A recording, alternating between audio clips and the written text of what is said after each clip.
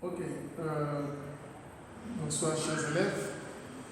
C'est la toute première vidéo que je suis en train de faire pour vous expliquer un peu le fonctionnement du tableau de variation. Ok? Ici, on a un tableau qui a été donné et on a une série de questions qui a été posée. Et c'est vrai, peut-être qu'on avait oublié de demander quel est l'ensemble des définitions de cette fonction. Évidemment, l'ensemble des définitions de cette fonction, c'est l'intervalle moins 4, 5. Fermé. Intervalle fermé moins 4, 5. La première question, c'est quel est le minimum de cette fonction? Vous voyez, on a un tableau qui a été donné. Donc, on regarde dans ce tableau, quelle est l'ordonnée la plus petite? Quelle est l'ordonnée la plus petite? Donc, dans ce tableau, si vous regardez bien, l'ordonnée la plus petite, c'est moins 2. Est-ce que vous voyez un peu? L'ordonnée la plus petite, vous voyez les variations. L'ordonnée la plus petite, là on quitte à 6, on descend à 0. Après on remonte à 1. Après on redescend à moins 2. Donc l'ordonnée la plus petite, c'est moins 2. Donc on dirait que le minimum de cette fonction, c'est moins 2. Et le minimum est atteint au point d'abscisse 5. Donc je vais écrire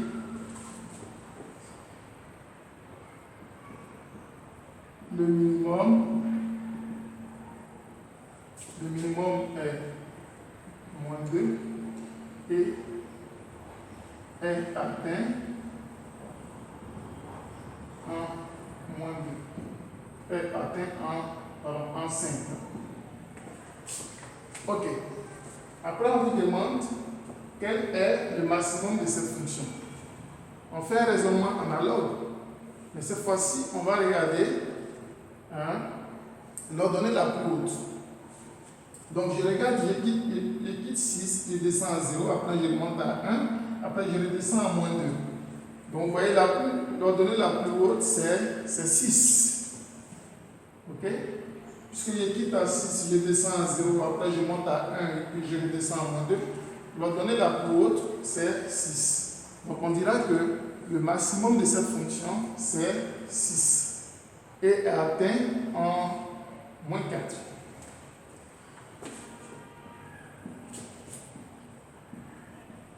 Le maximum est 6 et est atteint en moins 4. Après, on me demande quel est le signe de cette fonction sur l'intervalle moins 4, 1. Donc, lorsqu'on me pose une telle question, je regarde, je prends l'intervalle moins 4, 1. Voici l'intervalle moins 4, 1. Ok? Sur l'intervalle moins 4, 1, je quitte à 6 et je descends à 0. C'est-à-dire, je quitte à 6, je descends à 0. Quels sont les nombres que je rencontre en quittant 6 et en descendant à 0? Quels sont les nombres que je rencontre? Je ne rencontre que des nombres positifs. Donc vous allez voir que ici, on ne rencontre que des nombres positifs. Alors le signe de f sur l'intervalle moins 4, moins 1 est positif. Donc on dira que f de x supérieur ou égal à 0 pour x appartenant à l'intervalle moins 4, moins 1.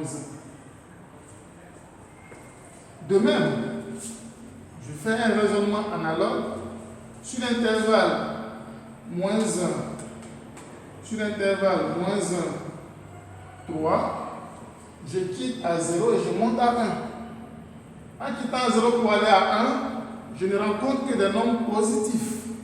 Donc évidemment, le signe de f sur l'intervalle moins 1, 3 est positif également. Donc je dirais f de x supérieur ou égal à 0 pour tout x appartenant à l'intervalle moins 1, 3. Ok? Maintenant, sur l'intervalle 3, 5, ici, il faut être très attentif parce que là, c'est un peu délicat. Sur l'intervalle moins 3, sur l'intervalle 3, 5, ouais, sur cet intervalle, je quitte 1 pour aller à moins 2. Quand vous quittez 1 pour aller à moins 2, c'est comme si vous quittez, voilà, je place 1 ici, je quitte 1 et je vais venir à moins 2. Vous voyez, forcément, vous allez passer par 0.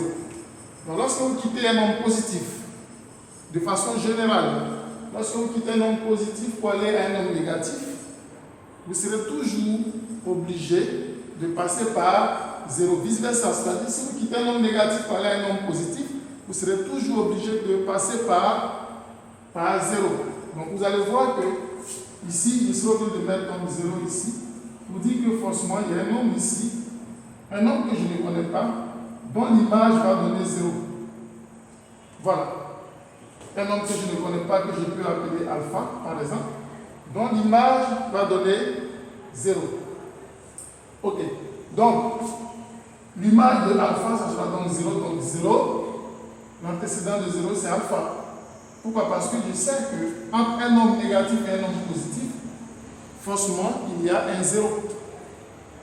Et donc, quand ça fait, évidemment, de 1 à 0, c'est le nombre positif que je vais rencontrer.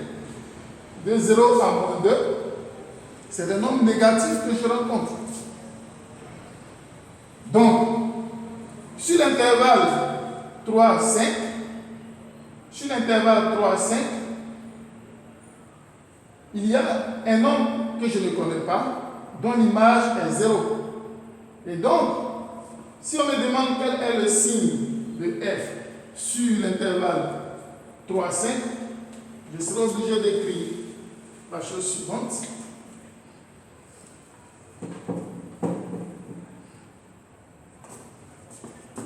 De 3 à alpha, de 3 alpha, on va voir que de 3 alpha, je vais dire sur l'intervalle 3 alpha, on a f de x est positif. Maintenant, sur l'intervalle alpha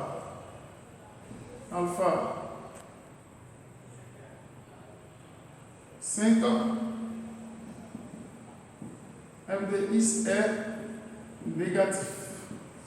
Donc à ce niveau, il faut faire très attention parce que comme je l'ai dit, ici sur l'intervalle, sur l'intervalle 3, 5, ça sera donc, n'oubliez pas qu'on va avoir un nombre alpha dont l'image est 0. Pourquoi? Parce qu'entre un nombre négatif et un nombre positif, ou un nombre positif et un nombre négatif, il y a toujours 0. Et quand c'est fait, de 3 à alpha, vous voyez, on quitte 1 pour aller à 0, donc l'image ici c'est plus, et là c'est moins. Donc finalement, on a fini avec donc, le signe. On passe à la dernière question. On dit combien de solutions de l'équation f de x égale à 0 admettez? Vous voyez, on va donc regarder sur chaque intervalle. Ici, d'abord on voit que l'image de moins 1 c'est 0. Ça veut dire quoi? Ça veut dire que l'équation f de x égale à 0 admet moins 1 comme solution. Donc une première solution.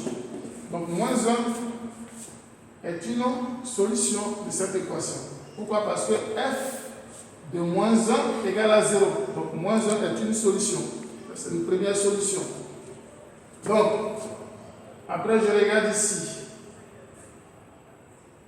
Donc de moins 1 à 3, il n'y a que des nombres positifs. Donc il n'y a pas de 0. Et ici, on s'est rendu compte que il y a un nombre alpha, tout à l'heure on vient de le dire, il y a un nombre alpha dont l'image est 0.